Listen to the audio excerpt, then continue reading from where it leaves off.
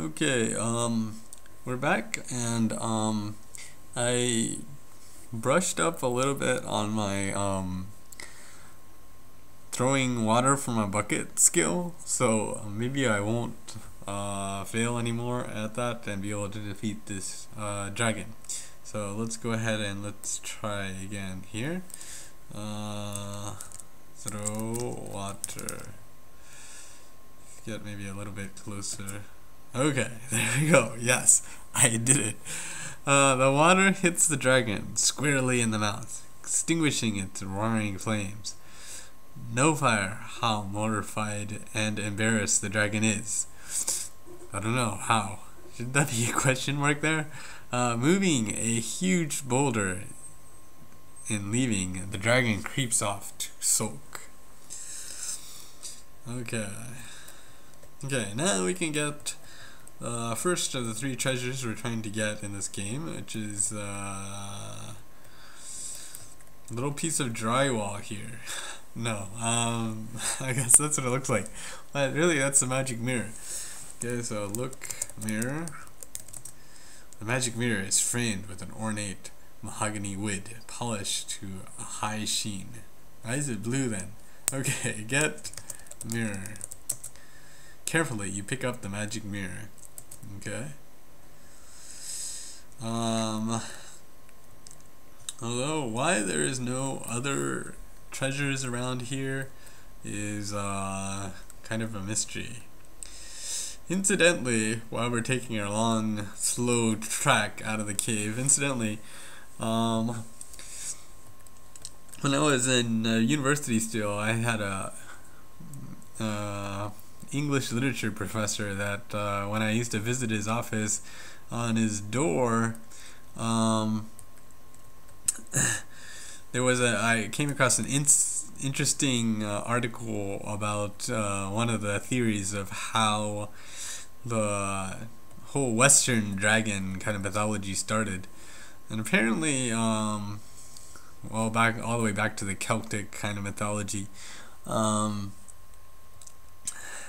dragons used to be one of the reasons, I guess, the dragons always associated with treasure and whatnot is because they used to be the spirits that guarded graves. A long time ago, you would bury treasures with somebody that died, and of course that would leave opportunity for people like King Graham that just think they can take anything, or maybe take anything from that's lying around and it's not nailed down.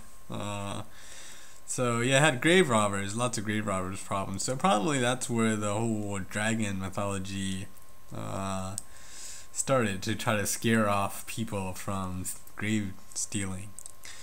Okay, look, stump, and then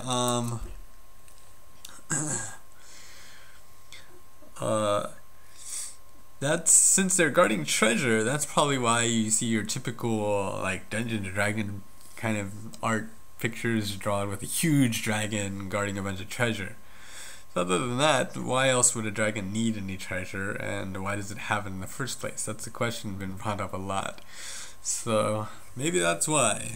Maybe that Celtic origin theory is maybe correct. If anybody else has any theories, feel free to comment. I really like dragon stuff. I'm the year of the dragon myself.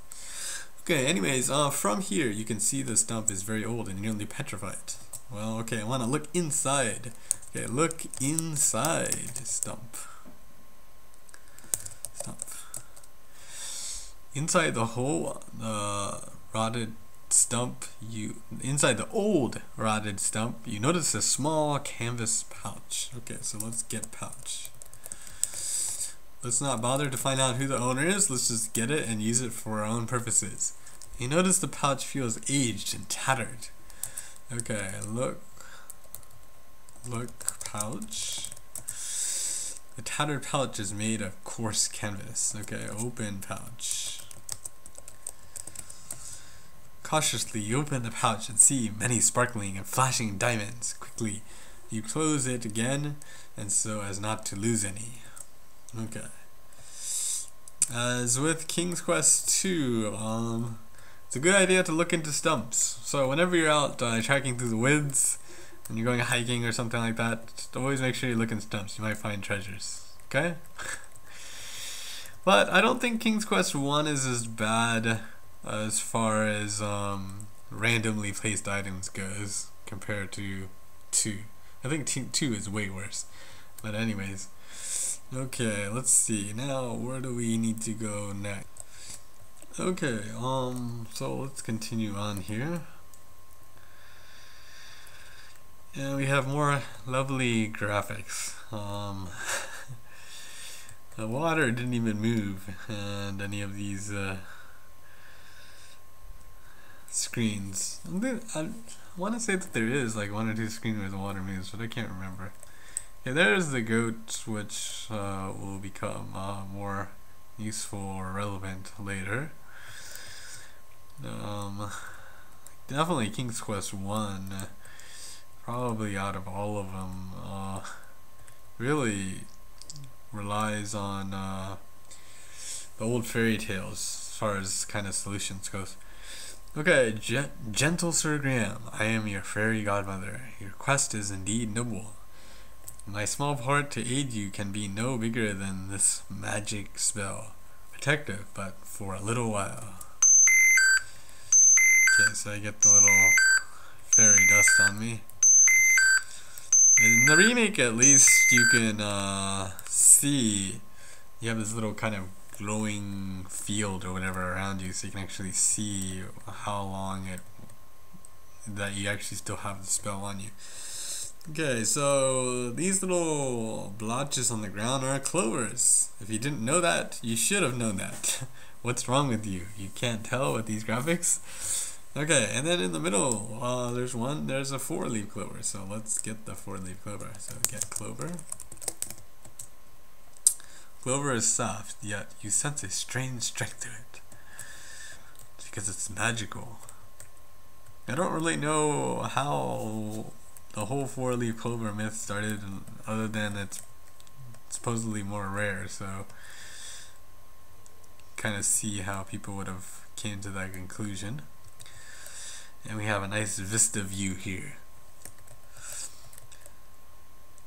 Okay, I think I'm going the right way, I'm not sure. I always kind of get mixed up on King's Quest 1 world. Even though it wraps around, the whole world wraps around every direction,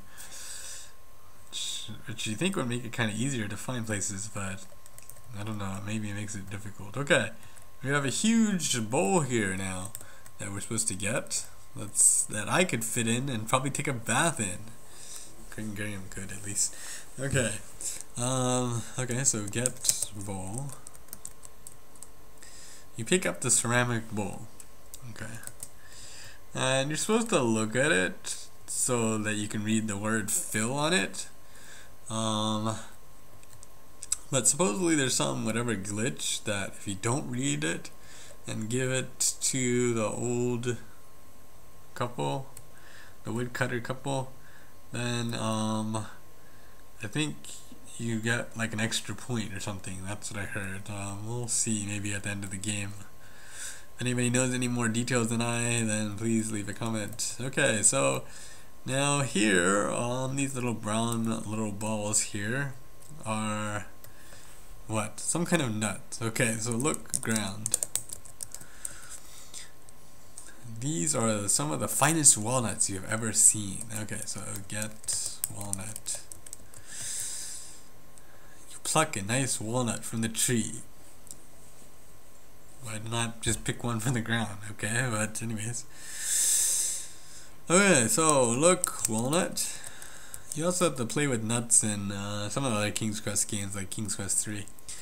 It seems to be a good solid walnut. Okay, so let's open walnut. But it's not a regular walnut. When you open the walnut, you discover the nut is gold. The nut inside is pure gold. Okay, so let's look walnut again. Well, let's try it. Let's see if it does not.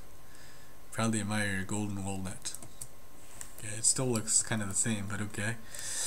Alright, and I guess that's where we'll end this next video. So we'll continue next time.